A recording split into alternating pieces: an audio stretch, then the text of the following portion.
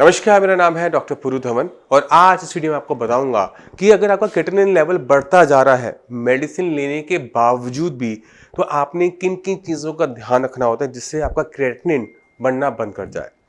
एक kidney failure patient की report में जब क्रिएटिनिन बढ़ना शुरू होता है तो हर किसी को, उसको, उसके घर वालों को, सबको टेंशन होनी शुरू हो जाती है, क्योंकि उन्हें पता होता है कि क्रिएटिनिन अगर बढ़ता चला गया तो डायलिसिस की नौबत ज़रूर आएगी।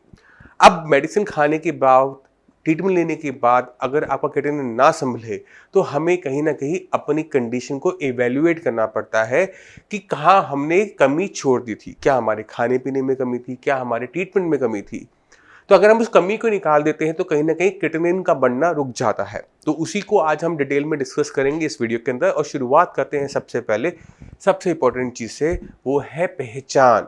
किसकी? उस बीमारी की जिसकी वजह से आपकी किडनी खराब हो रही है। अब आपके घर में कोई शीशा लगा हुआ है तो वो अपने आप कभी नहीं टूटता, आंधी आएगी, पत्थर लगेगा तब टूटेगा। उसी तरह से अगर हमारी बॉडी में कोई भी ऑर्गन सही से बना हुआ है, भगवान का दिया हुआ ऑर्गन है, सही से बना हुआ है, बिना किसी कारण वो अपने आप खराब कभी भी नहीं होगा। उसके पीछे कोई ना कोई कारण जरूर होगा और उस कारण को ढूंढ के निकालना एक डॉक्टर के लिए जरूरी होता ही होता है, मगर एक पेशेंट के लिए उस कारण को संभाल के रखना बड़ा इंपॉर्टेंट होता है। तो एग्जाम्पल से समझने की कोशिश करते हैं।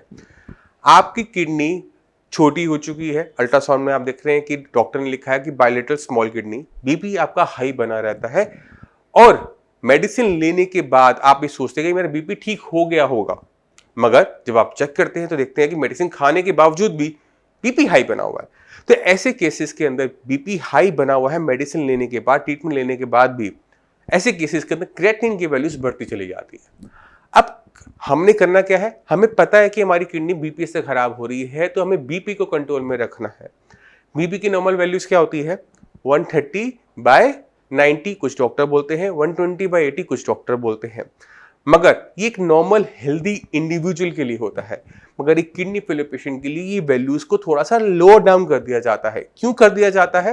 क्योंकि उससे हमारी किडनी पे कम से कम दबाव बने। तो आप अपना जो नॉर्मल ब्लड प्रेशर है, जो आपको मेंटेन करना है, उसमें आप देखिएगा कि ऊपर वाला कोई भी लेवल्स हो, 120 हो, 130 हो, 140 हो, चलेगा, मगर नीचे वाला 70 और 80 की रेंज के अंदर चलेगा। अगर उससे ऊपर जाता है तो आपकी किडनी को नुकसान होगा।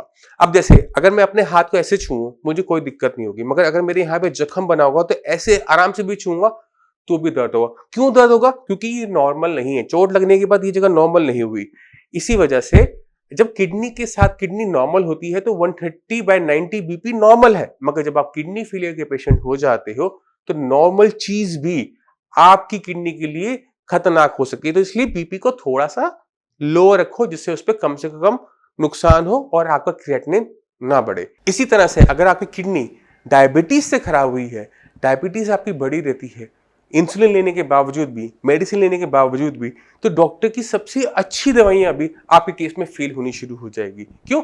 क्योंकि जो शुगर हमारी बढ़ती है वो हमारी उस टाइम में किडनी को नुकसान पहुंचाती है।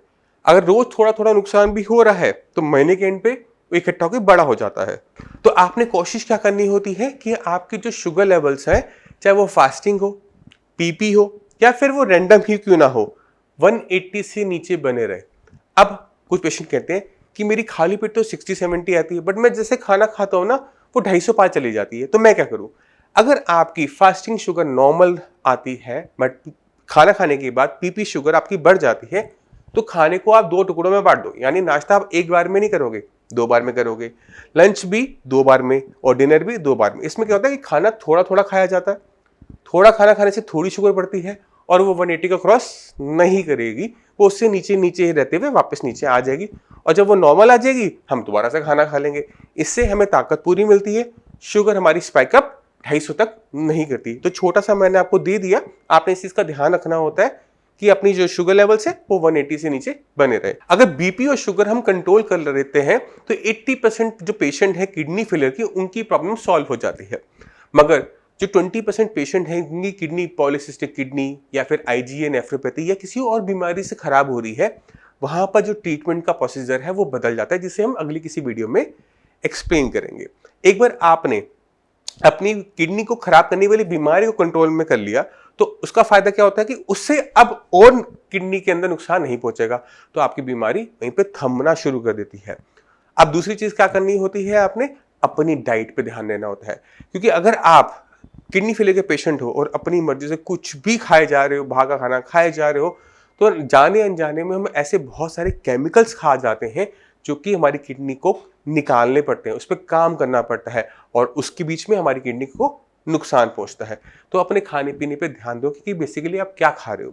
कभी कभी कुछ पेशेंट्स अपनी डाइट को बहुत ज़्यादा टाइट कर देते हैं परहेज के नाम पे कि मैं परहेज करूंगा मैं ठीक हो जाऊंगा, मैं परहेज करूँ मेरा क्रिएटिनिन डाउन हो रहा है, तो उसको भी इस गहराई से समझने की कोशिश करते हैं। अगर सपोज करो मैं सिर्फ घिया तुरी टिंडा खाऊंगा तो क्या होगा, मैं कुछ दिन तो खा पाऊंगा क्योंकि मैं इसे उबाल के खा रहा हूँ, उसमें बहुत हल्का सा नमक हल्का सा हल्दी डाल रहा हूँ तो उसका स्वाद नहीं होता। अब जब हम इसे उबाल के हम खाना खाते हैं तो उसमें ताकत भी नहीं होती। जब ऐसा खाना मैं रोज रोज खाता हूँ तो कुछ दिन के बाद मुझे उसके उपकाई आनी शुरू होती है, मैं इसे खाना खाया नहीं जाता, मेरा खाना कम हो जाता है और मैं क्या देखता हूँ कि मेरा जो वेट है वो डाउन होना शुरू हो जाता है। तो मान लो कि मेरा वेट 90 किलो है, मेरा वेट कम हुआ 5 किलो नीचे गया 85 हुआ, तो मेरे क्रेटिनिन में 1 पॉइंट का फर्क आ जाएगा, यानी जो क्रेटिनिन लेवल मेरा 8 था वो अब 7 हो जाएगा। अब चलते हैं थोड़ा सा अगले एक और महीने में। अगले महीने भी मैंने 5 किलो अपना वजन और गिराया, मेरा वेट 85 से अब 80 हो गया, मेरा क्रेटिनिन जो 8 था वो 6 हो गया। बट अब यहां से दिक्कत होनी शुरू हो जाती है, जब हम खाना लंबे टाइम तक छोड़ते हैं तो मेरी बॉडी में अब वीकनेस आने लगी है, मेरे लिए चलना उठना बैठना मुश्किल होने लगा है, मेरे शरीर में प्रोटीन जा नहीं रहा मगर मेरे यूरिन से प्रोटीन निकले जा रहा है, जिसकी वजह से मेरी बॉडी में प्रोटीन की डेफिशिएंसी होने लग गई है। अब मेरे पैरों में स्वेलिंग आने लग गई है और जब मैं लेटता हूं तो पैरों का पानी मेरे फेफड़ों में भरना शुरू हो जाता है और मुझे घुटन महसूस होनी शुरू हो जाती है। यानी खाना छोड़ने पे जब प्रोटीन हमने खाने में बंद किया तो उससे हमारी कॉम्प्लिकेशन शुरू हो गई, क्रेटिनिन डाउन हुआ। मगर ये क्रेटिनिन क्यों डाउन हुआ, अब उस पर चलते हैं। मेरी बॉडी में क्रेटिनिन कहाँ बनता है, मसल्स में, ठीक है, मसल्स में बनने वाला वेस्ट मटेरियल है। तो जैसे जैसे मैंने वेट लूज किया था वैसे मेरी मसल्स भी कम हुई और मसल्स कम होने की वजह से क्रेटिनिन की प्रोडक्शन भी डाउन हुई। यहाँ पे किडनी ने अच्छा काम नहीं किया मगर मसल मास कम होने की वजह से मेरे क्रेटिनिन में जो 8 था वो 6 हो गया। अब सवाल है तीसरे महीने का कि तीसरे महीने क्या ऐसा ही हो पाएगा, क्या मैं और वजन गिरा पाऊंगा और यह क्रेटिनिन मेरा यहाँ पे संभल पाएगा। तीसरे महीने पहुंचते पहुंचते तक क्रेटिनिन की वैल्यू बढ़नी शुरू हो जाती है, जो लेवल 8 था अब वो 9 पहुंच जाएगा। क्यों? क्योंकि जब मैंने खाना खाना बंद किया था तो मेरी किडनी को भी खाना मिलना बंद हो गया, जो पहले ठीक से काम थोड़ा बहुत कर रही थी उसने वो भी काम करना बंद कर दिया, जिसकी वजह से क्रेटिनिन जो मेरा डाउन हुआ था वो अब तीसरे महीने में बढ़कर जाना शुरू करेगा।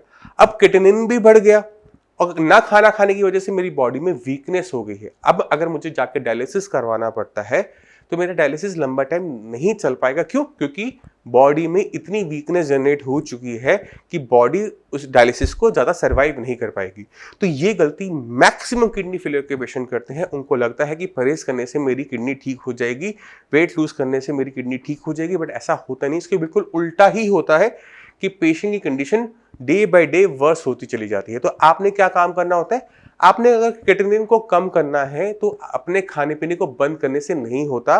खाना खाने से किडनी खराब नहीं होती। अगर खाना खाने से किडनी खराब होती तो सभी की खराब हो चुकी होती और सबकी किडनियां खराब नहीं हुई है। तो इसका मतलब ये कि अगर हम खाना ढंग से खा रहे हैं तो उससे मेरी बॉडी को, मेरी किडनी को ताकत मिलेगी और वो पहले से बेटर काम करने के अलग कंडीशन में बनी रहेगी। हमने अपनी किडनी की फंक्शनिंग बढ़ानी है, क्योंकि किडनी का फंक्शन क्या है, क्रेटिनिन को निकालना, और क्रेटिनिन हमारी बॉडी से बाहर जाएगा, यूरिया बाहर जाएगा तो भी वो रिपोर्टों में डाउन होगा। तो आपको समझना है कि आपने रास्ता कौन सा लेना है, या फिर आप वेट डाउन करके अपने क्रेटिनिन को डाउन करोगे या फिर किडनी की फंक्शनिंग को बढ़ा के करोगे। ये दोनों काम साथ साथ नहीं हो पाते। तो आपने क्या करना है, आप अपने खाने को ध्यान रखो, खाने को बैलेंस रखो, क्योंकि आपकी बॉडी में से प्रोटीन यूरिन के रास्ते बाहर जा रहा है। आपकी बॉडी में प्रोटीन की डेफिशिएंसी नहीं होनी चाहिए। अगर प्रोटीन की डेफिशिएंसी बढ़ी तो शरीर में खून बनना बंद हो जाएगा, कमजोरी बहुत बढ़ेगी, डायलिसिस में बहुत दिक्कत आएगी और आपकी कंडीशन तेजी से खराब होगी। इसी वजह से जितने भी किडनी फेलियर के पेशेंट होते हैं उनको हम कहते हैं कि आप अपने खाने पीने का बहुत अच्छी तरीके से ध्यान रखो, सही से खाना खाओ। अब तीसरी इंपॉर्टेंट चीज होती है किडनी की फंक्शनिंग को बढ़ाना। अब हम किडनी की फंक्शनिंग को कैसे बढ़ा सकते हैं? अब किडनी के बारे में अगर आप सोचें तो अगर किसी के पास अगर एक किडनी हो बाय बर्थ तो क्या होता है? क्या उसका क्रेटिनिन लेवल बढ़ा हुआ होता है? नहीं। अगर किसी वजह से मान लो एक्सीडेंट हुआ, मेरी किडनी पे चोट लगी, किडनी निकालनी पड़ती है, तो क्या मेरा क्रिएटिनिन लेवल बढ़ जाएगा? नहीं। क्यों?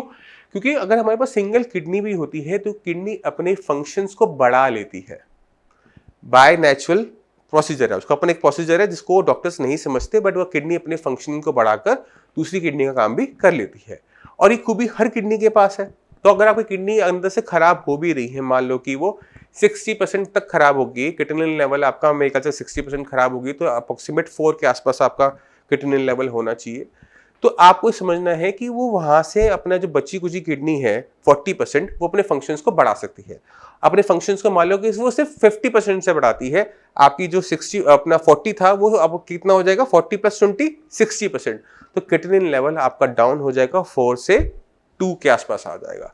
और ये बहुत ज़्यादा ज़रूरी होता है, क्योंकि जितने किडनी अपनी फंक्शन को बढ़ाती है, क्रिएटिनिन उतना ज़्यादा डाउन होता है। अब मैं चाहता हूँ कि आप कुछ किडनी फेलियर के पेशेंट्स की रिपोर्ट्स देखें, उनकी इंटरव्यू सुने, तो आपको समझ में आ जाएगा कि ये पॉसिबल है या फिर नहीं है।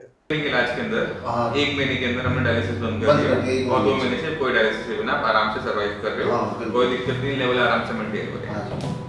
बाकी जो मरीज होते हैं जो डायलिसिस करवा रहे होते हैं, करवाने वाले हैं, जिनको बहुत डर होता है किडनी फेलियर से, डायलिसिस से, उनको क्या कहना चाहोगे? मैं ये कहना चाहूँगा जी, एक बार यहाँ पे ट्राई करने में वो मेरे लिए तो सक्सेसफुल ही हुआ, और यहाँ आएगा तो फायदा मिलेगा। नमस्कार, मेरा नाम है डॉक्टर गुरु धवन और आज आपको ऐसे पेशेंट से मिलवाएंगे जिन्होंने अपना डायलिसिस को रुकवाया। डायलिसिस रुकने से पहले इनका क्रिएटिनिन लेवल 12 के आसपास था और तकरीबन 1-2 महीने के इलाज के अंदर इनका जो डायलिसिस था वो पूरी तरह से रुका। तो मैं ज़्यादा बात नहीं करता, चलते हैं मनोज जी के पास और उनसे जानते हैं कि उनकी लाइफ में साइंस जी ने इन्हें क्या परिवर्तन किया। तो मनोज जी, आपको कब पता लगा था किडनी खराब हो रही है आपकी? मेरे को जी पता लगा था फरवरी में। फरवरी कौन सा साल? इसी साल में? हाँ जी। अच्छा, और लेवल क्या था तब क्रिएटिनिन के? उस टाइम तो लेवल मेरा जी बिल्कुल ही डैमेज था, मतलब डॉक्टर ने तो जवाब दे दिया था वहाँ। अच्छा। हमारे वहाँ मैंने फिर दिखाया इसमें, और एक वो था उसमें था, तो उन्होंने ट्रांसप्लांट के लिए बोला। ट्रांसप्लांट के लिए बोला था। हाँ जी। और तब क्रिएटिनिन की लेवल क्या था? तो मेरा 530 तो यूरिया था। 530 यूरिया? हाँ जी। और क्रिएटिनिन 12 था शायद। 12 के आसपास था। डायलिसिस शुरू हो गया था? डायलिसिस शुरू हो गया था हर दूसरे दिन। हर दूसरे दिन, हफ्ते में 3 बार डायलिसिस होता था आपका? हाँ जी।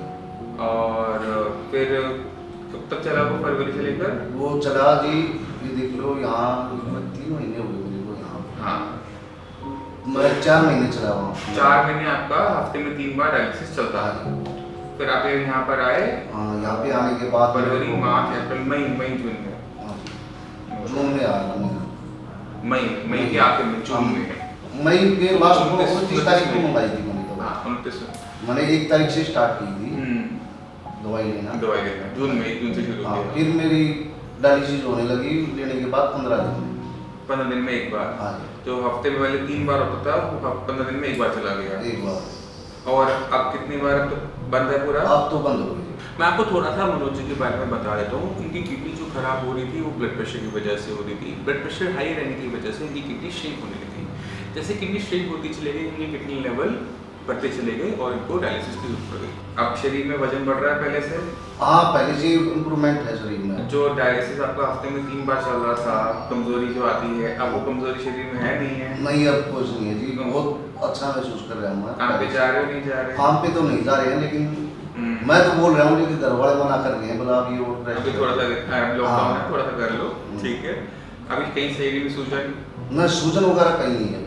खाना प्रॉपर हो रहा है? खाना फ्रेश अच्छी तरह से, ठीक है, फ्रेश प्रॉपर हो रहा है, खाने में भी दिक्कत होगी। शरीर में ताकत पूरी बनी हुई है? ताकत पूरी है मेरे हिसाब से, लेकिन अभी थोड़ा टाइम लगेगा। अब आपके लेवल किस लेवल पे मेंटेन हो रहे हैं? यूरिया तो जी आपने देख, मैंने रिपोर्ट तो मिली आपके पास है। हाँ जी, मैं बता देता हूँ। यूरिया तो आपका तकरीबन 100 के आसपास है। हाँ, 100 के आसपास है। क्रिएटिनिन हमारा जो मैनेज हो रहा है वो तकरीबन 6-7 के आसपास मेंटेन हो रहा है। 7 के आसपास मेंटेन हो रहा है, ठीक है। डायलिसिस पूरी तरह से बंद हो गया। और कब से बंद हो गया तकरीबन बता दो? ये डायलिसिस बंद होया तो ये मान 2 महीने के आसपास हो गए। 2 महीने हो गए, कोई डायलिसिस हाँ। नहीं हुआ। अब सवाल यहाँ यह उठता है कि साइंस इंजीनियर ने इनकी किडनी का ऐसा क्या किया कि ये डायलिसिस रुक गया। जब हम ऐसे किसी किडनी को देखते हैं जिसके अंदर श्रिंकेज होती है, जिसके अंदर इस्केमिक नेफ्रोपैथी हो रही होती है, तो किडनी के अंदर नुकसान के 2 हिस्से होते हैं। एक हिस्सा वो होता है जो कंप्लीट पूरी तरह से मर गया है, एक हिस्सा वो होता है जो ब्लड प्रेशर की वजह से बीमार है, काम पे नहीं है। तो जो हिस्सा मर गया है उसको कोई डॉक्टर जिंदा नहीं कर सकता, कोई मेडिसिन जिंदा नहीं कर सकती, मगर जो हिस्सा बीमार पड़ा है, काम पर नहीं है, उसे काम पर लाया जा सकता है अगर हम सही तरीके से चलते हैं। वही किया गया मनोज जी के साथ। जब उनको मेडिसिन देनी स्टार्ट की, जो हिस्सा पहले बीमार था, काम नहीं कर रहा था, फिल्ट्रेशन नहीं कर रहा था, क्रिएटिनिन को नहीं बाहर कर रहा था, उसने काम करना शुरू किया और देखते देखते महीने भर के अंदर हमारा जो डायलिसिस है वो बंद होना शुरू हो गया।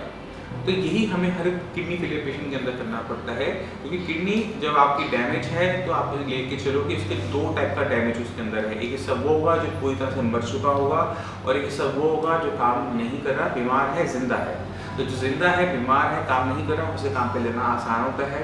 जैसे जैसे वो काम पर आएगा, किडनी लेवल आपका डाउन होना शुरू हो जाएगा, किडनी की फंक्शनिंग बढ़ जाएगी और आपको दिक्कत नहीं होगी। इसके साथ साथ हमें किडनी फेलियर पेशेंट में कुछ चीज़ों का और ध्यान रखना पड़ता है, किडनी आगे खराब ना हो, क्योंकि किडनी लेवल आपने अपने से अगर देखे होंगे तो धीरे धीरे आप देखते हैं कि बढ़ते चले जाते हैं। तो सबसे पहला काम यही होता है कि जो किडनी लेवल आपका धीरे धीरे बढ़ रहा है, इसको बढ़ना रोकना। उसके लिए सही तरीके से हर चीज़ की पहचान करना है, किडनी का नुकसान क्या चीज़ पहुँचा रही है, क्यों पहुँचा रही है, उस पर काम करना है। तो 3 चीज़ें, बीपी, शुगर और सीरम बाइकार्बोनेट के लेवल कोई भी किडनी फेलियर का पेशेंट मेंटेन कर लेता है तो किडनी में नुकसान होना बंद हो जाता है।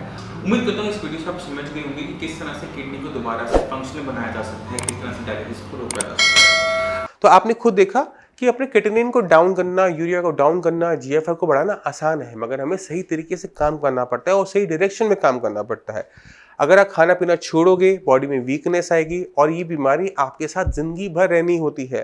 तो अगर आप खाना पूरा ज़िंदगी भर बंद कर सको तो आपके लिए खाना पीना बंद करना सही है। अगर आप ये काम पूरी ज़िंदगी नहीं कर सकते और उसे कॉम्प्लिकेशन आएगी तो आपको ये काम नहीं करना चाहिए। मैं उम्मीद करता हूँ इस वीडियो से आप काफ़ी कुछ समझ गए होंगे किडनी फेलियर में हमें क्या चीज़ें करनी चाहिए और कौन सी नहीं करनी चाहिए। फिर भी आपके माइंड में कोई भी डाउट हो, कुछ भी पूछना चाहते हो तो नीचे दिए नंबर पे कॉल करें। डॉक्टर्स की टीम है, वो आपकी पूरी सपोर्ट करेगी, पूरी हेल्प करेगी आपको इस बीमारी से लड़ने में।